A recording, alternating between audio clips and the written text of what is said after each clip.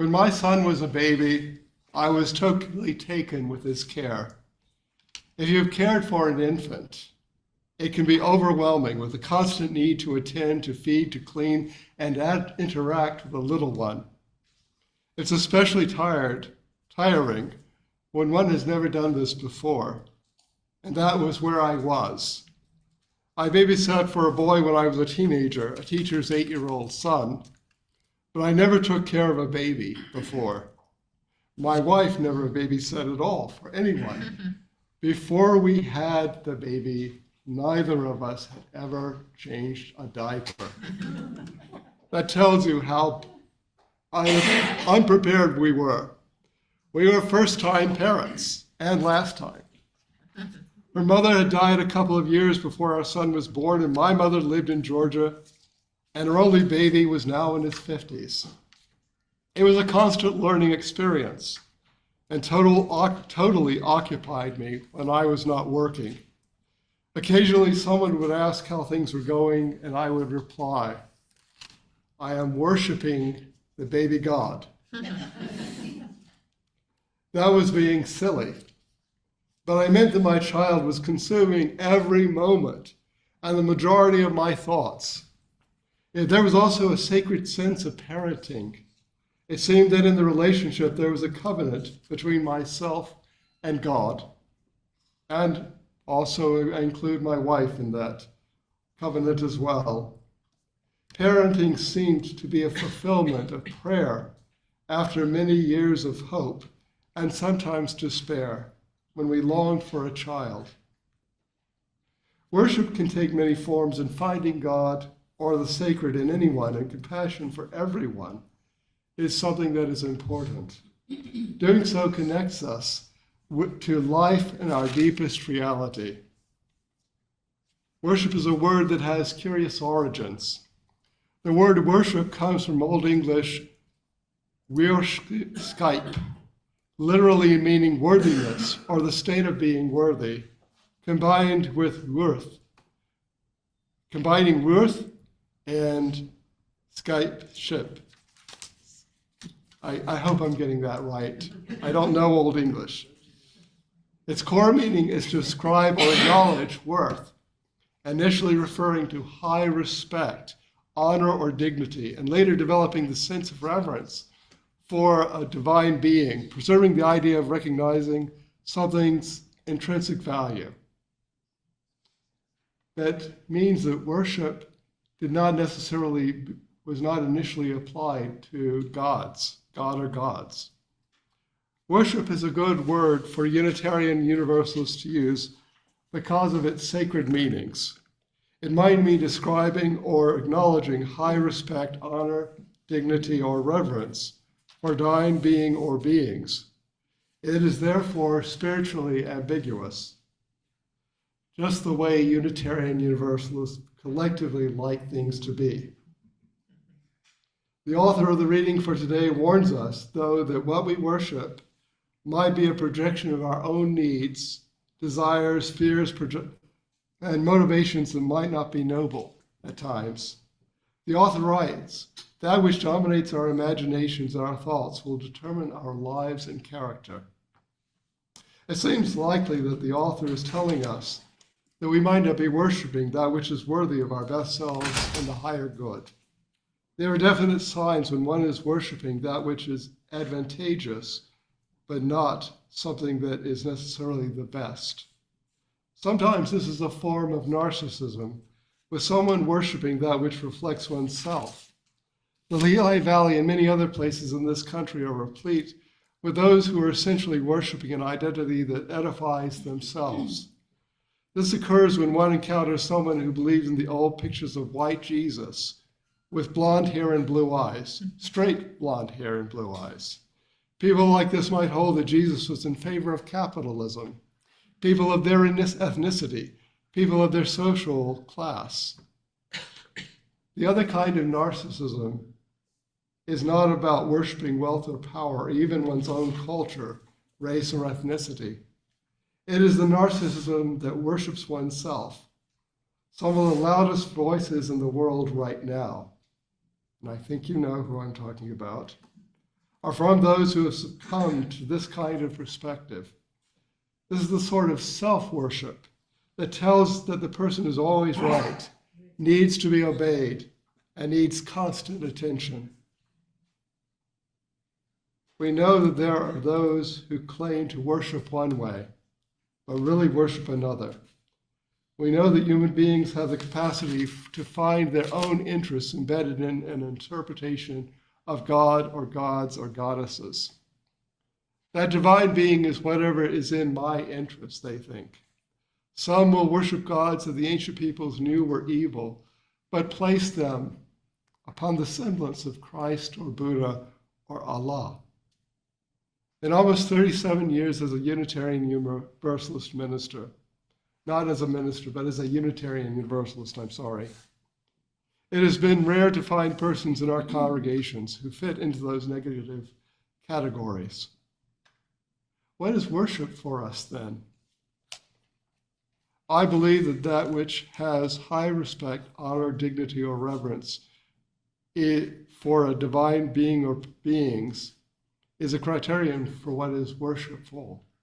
And with our group, it doesn't necessarily have to have divine being or beings. There is a caveat to this. Reverence for divine beings or beings must be in a way that embodies values. The God one worships must be one that calls humanity to its better self. It is that deity, that deity does not call for a world in which, if that deity does not call for a world in which humans are kind, humble, charitable, patient, and responsible, then this might not be benevolent. And we see that often enough in many religious groups. Reverence for a divine being that does not connect one with all humanity and the earth is ignoring the reality that diversity is very much part of the natural and human realm. We are not made to be identical or to be thinking all the same thoughts. The earth is not just for humanity, but also for other forms of life. Indeed, our existence depends on other species. We are connected with everyone in all life. So these are some of the descriptions of worshiping. So what do Unitarian Universalists worship? More than I could possibly tell you this morning. It is no good to typify the beliefs of Unitarian Universalists or those values that, as the reading stated, dominate our imaginations and thoughts. There are directions, though, that I suspect are common among us. And some of them, and there will be things that I cannot say. You will tell me that there's something that is very important to you that I will have admitted. And I acknowledge that that's because Unitarian Universalists are unique and we have our own thoughts, and I cannot know all of your thoughts. There are those among us who worship the ideals and membership of community. This means they are people who draw strength and strong spiritual sustenance from the associations with other Unitarian Universalists. That doesn't seem like something that can be real. After all, this is connected with our ideals. Don't all Unitarian Universalists hold to the principles? Well, most of us do, but not all. We have that freedom in community. Yet I suspect that the sacred community forms into a kind of worship not derived from ideals alone, but in a way of being that affirms human diversity in forms and belief and care for each other. And I don't mean just the community itself, but the entire world. This was the most striking aspect of Unitarian Universalism when I joined a church in the late 1980s. The people there were different from any other I had ever met. They liked to explore ideas, accepted each other, and felt responsible for improving the world. They wanted to educate children and youth in this faith because they wanted to pass on the community to the next generation.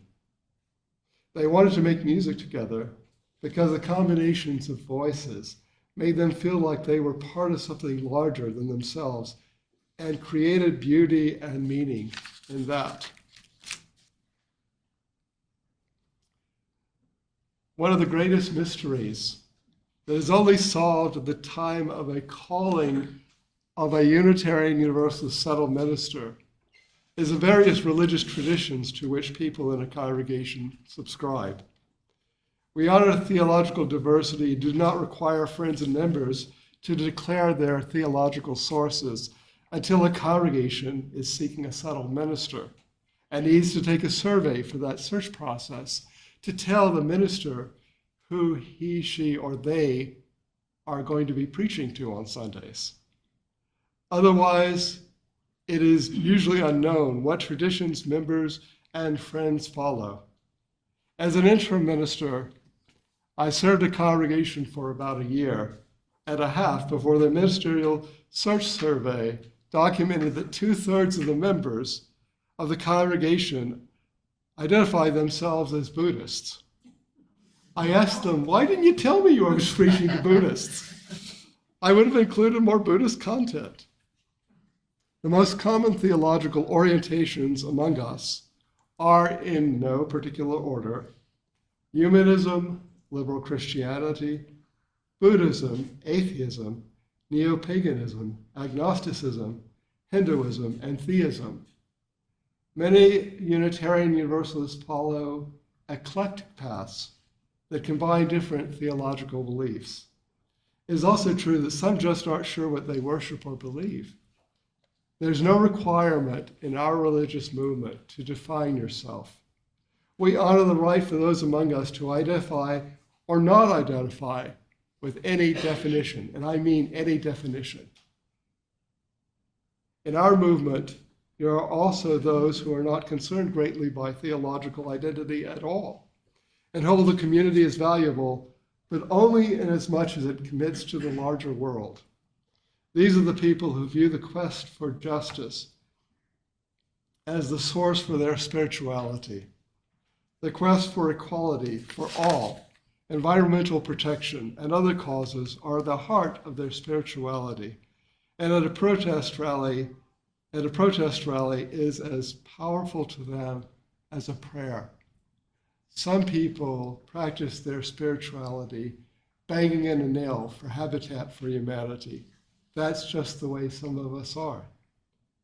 For most of us, these different polarities are all combined, but some of us are more motivated, more worshipful than others in these traditionally worshipful ways.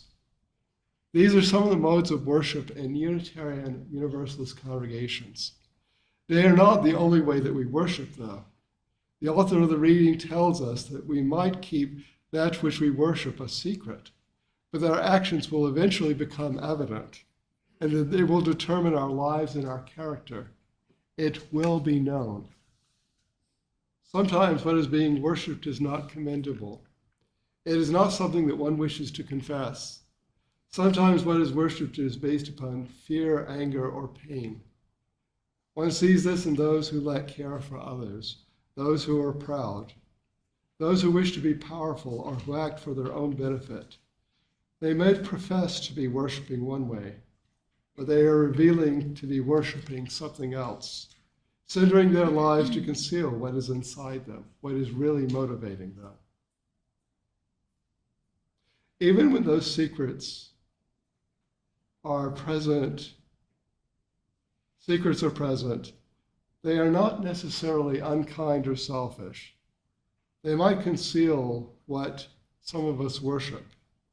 The strange thing of it is that sometimes it is not a bad thing. While we are worshiping that which we love and which centers us, can be hidden, but also beautiful. Sometimes we hide that which is beautiful and meaningful for the strangest reason, like not wanting to reveal our vulnerability or subject ourselves to the comments of others. In the days and weeks to come through this winter, as you're waiting for the stoplight to turn green, awake in bed in the dark of night, or washing the dishes, Maybe you will reflect on that which takes your imagination and determines your life and your actions. What you worship is near the center of who you are. May that you name that in your spirit, and may it give you strength and joy. So be it. Blessed be. Amen.